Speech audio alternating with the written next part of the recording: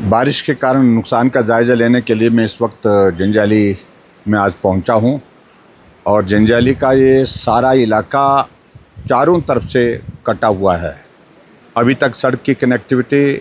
यहां पर बनाने में बहुत बड़ी कठिनाई है और यहां आकर के जब मैं देख रहा हूं कि जो छोटे छोटे नाले जिसमें कभी पानी नहीं होता था, आज वो नदी का रूप धारण करके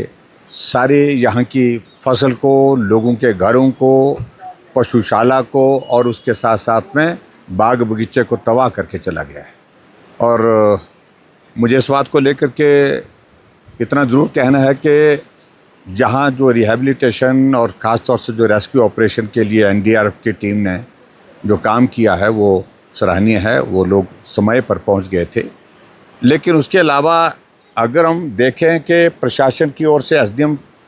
को तो यहाँ पर स्टेशन किया था, लेकिन कनेक्टिविटी ना होने के कारण किसी भी तरह से सरकारी व्यवस्था, सरकारी इंतज़ाम तब तक के लिए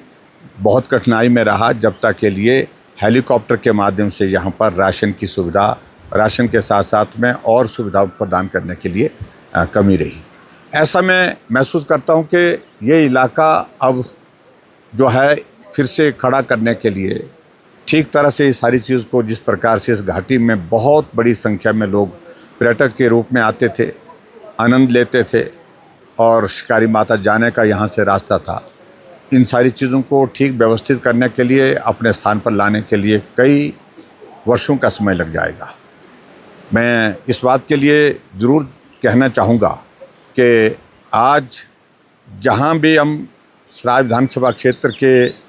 दौरे पर निकले हैं, विशेष तौर से जब एरियल सर्वे मैंने आज रैनगोलू से होकर के, भाटकीधार से होकर के और उसके बाद पटिक्करी का इलाका, परवाड़ा का इलाका, बाड़ा का इलाका और उसके साथ साथ में हमारा सुरा का इलाका, खुड़ागी का इलाका वो भी देखा। वहाँ आज जंजैली घाटी के हर इलाके से जुड़े हुए, चाहे वो कुथा का है, चाहे संगलवाड़ा है, चाहे हमारा रुशाड़ का है, सब पर जब देखने को ऊपर से जो दृश्य मिला तो वो बहुत ही भयानक था, बहुत ही पीड़ादायक था, हृदय विदारक था, दिल को तोड़ने वाला था। कोई जगह, कोई घर ऐसे नहीं बचे यहाँ पर जिसको क्षति नहीं हुई, नुकसान नहीं हुआ है। इसलिए भरपाई के लिए बहुत वक्त लगेगा और मैं विशेष तौर से फिर से इस बात के लिए आग्रह कर रहा हूँ प्रदेश सरकार से कि ये सामान्य परिस्थिति नहीं है। आज दिन 8 बीत गए, 7 दिन पूरे हो गए आज इस घटना को, 8वां दिन लग गया। और ज़्यादा यहाँ पर काम करने की आवश्यकता है, और ज़्यादा मदद करने की आवश्यकता है और इसमें ज़्यादा ध्यान देने की आवश्यकता है। मुख्यमंत्री जी से आज बात हुई और बात होने के बाद मैंने कहा कि बहुत बड़ी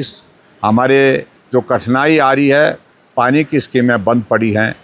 बिजली की आपूर्ति बंद पड़ी है और मोबाइल की कनेक्टिविटी बंद पड़ी है और ये सारी चीज़ें तभी संभव हो पाएगी जब सड़कों को आप रिस्टोर कर पाएंगे। सड़कें रिस्टोर होंगी तो बिजली वाला अपना सामान लेकर के आगे जा रहे हैं, पानी वाले पानी लगाने के लिए जो है वो पाइप्स जो है वो आगे हम ट्रांसपोर्ट करने की स्थिति में हो पा रहे हैं। तो इसलिए बहुत युद्ध स्तर पर काम करने की आवश्यकता है और मुझे पूरा भरोसा है, पूरा विश्वास है कि प्रदेश सरकार इस सारी चीज़ का संज्ञान लेगी। मुझे लगता है कि इस पीड़ा के इस संकट में मैं इस विधानसभा क्षेत्र के अंतर्गत में 28 साल के कार्यकाल में इस तरह की तबाही मैंने प्रदेश के किसी दूसरे हिस्से में भी नहीं देखी, जिस तरह की तबाही अब की बार सराज विधानसभा क्षेत्र के हमारे इस इलाके में हुई है।